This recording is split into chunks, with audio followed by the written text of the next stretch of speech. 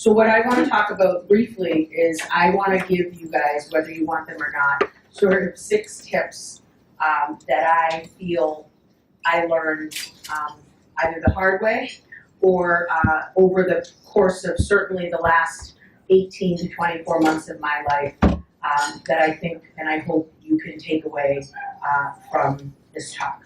So there are 6 of them. The first one, I want everyone to just, no matter the gender or age that you are, be grateful.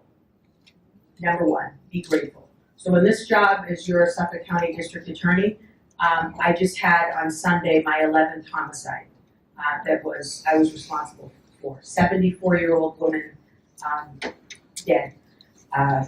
This is going to be an upbeat talk, I promise, but I will tell you that every morning you wake up and you take a breath, be grateful for that. Because in this role, I see people often on their worst day. No matter who it is I'm seeing, whether it is a victim of sexual assault, whether it is somebody who is being notified that their loved one is no longer with us, whether it's someone who's charged with a crime that might not be as serious, we are deeply impacting people's lives. I encourage you to be grateful for the fact that you have another day to be here, because I am somebody who knows too well that things can end quickly. So number 1, be grateful. Number 2, I'd like you to be deliberate as well. And so one of the things that I think I learned being an athlete is you don't show up on the day of a game expecting to be in your best form if you haven't practiced from preseason all the way up to the game 1. I think one of the things I learned early is make a plan, and whether it's before you go to bed, you make a list of what you'd like to accomplish the next day. For me, I'll make that list. If there's 11 things on the list, even if I do 2 of them, I'm not forgetting the things that I planned on doing. And it can be in a day, in 3 months, in a year, in 3 years, whatever it is that you choose to do. I don't want you wandering through your life because see number 1, right? We're going to be grateful. We're going to be deliberate. Number 3, and mostly for the women in the room, but everyone, know your worth. One of the things I learned very early on, and is something that I think has helped me be successful, is I knew early on what my worth was. So when I see young women that come into my office now as the DA, or when I was the general counsel of other places, and ask for a raise, do your homework, right? Deliberately ask for what it is that you want. Don't waffle. Know your worth. And the answer, even if it's no, you were exactly where you were before you walked in that room, or it could be yes. I will give you a real life example of when I was at the U.S. Attorney's Office, very, very happy. The new Secretary of Transportation asked me out to lunch and wanted me to leave to be the head of labor relations at the MBTA. And I said, you know what, I don't think that's the right spot for me. His wife and I had clerked for a federal judge together. I said, are you paying for lunch or am I paying for lunch? He said, I am paying for lunch. I said, wonderful, tell Jane I said hi. It's not the right job for me, have a great day. Couple months, weeks later, he calls back, we have lunch, same place. He offers me the number 3 lawyer in the MBTA's legal department. And, I said, okay. And he said, I think my number 1's leaving, and then you could be, him. And I said, well, what happens to the number 2?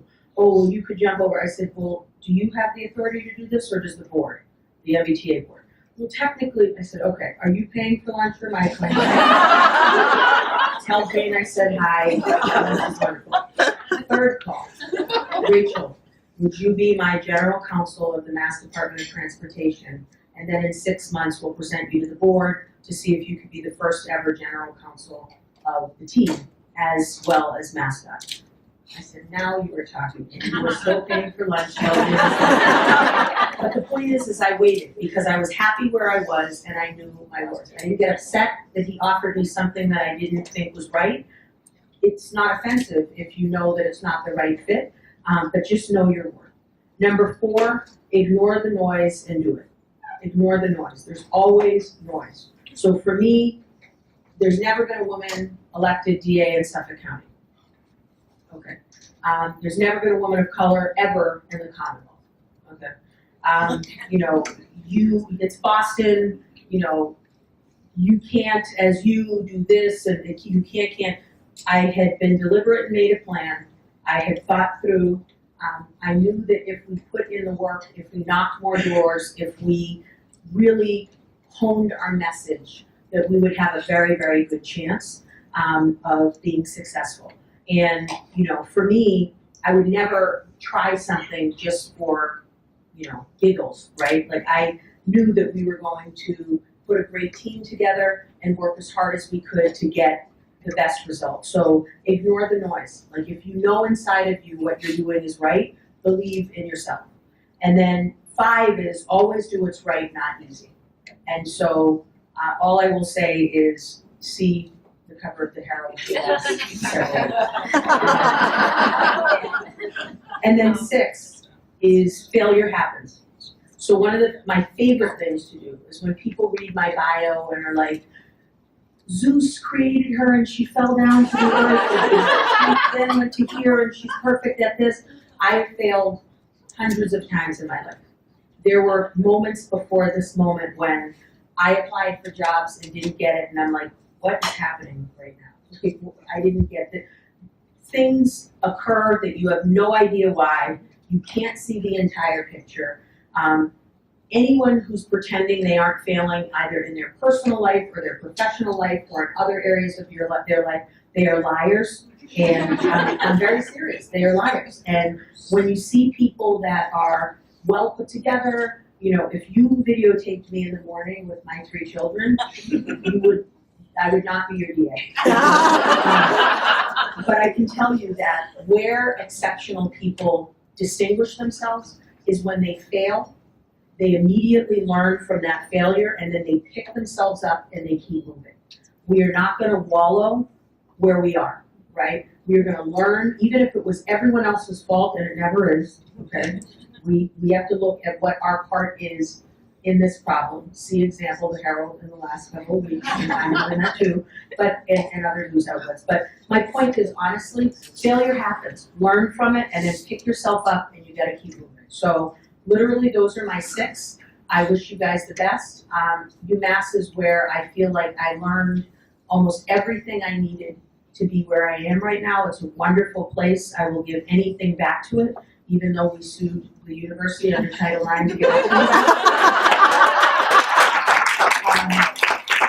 And I will say that what I love about UMass is they did what's right. And when confronted by a wonderful lawyer that was representing some young women on the women's lacrosse, tennis, and volleyball teams, they immediately did what was right and reinstated our team. And that is what actually sparked my interest in the law. So you have a fan for life in this place. Thank you for your time.